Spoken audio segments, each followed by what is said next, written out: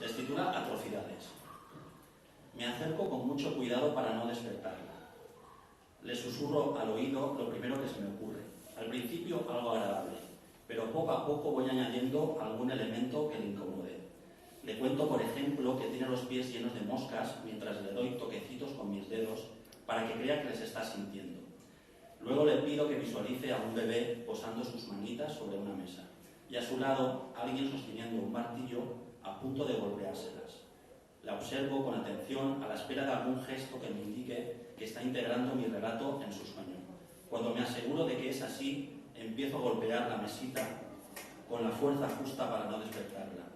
Le digo que es el sonido de los martillazos que le están destrozando los dedos al bebé. En el momento en el que a ella se le escapa una lágrima, decido que tengo que parar. En ese instante me despierto y la veo justo a mi lado, susurrándome atrocidades al oído.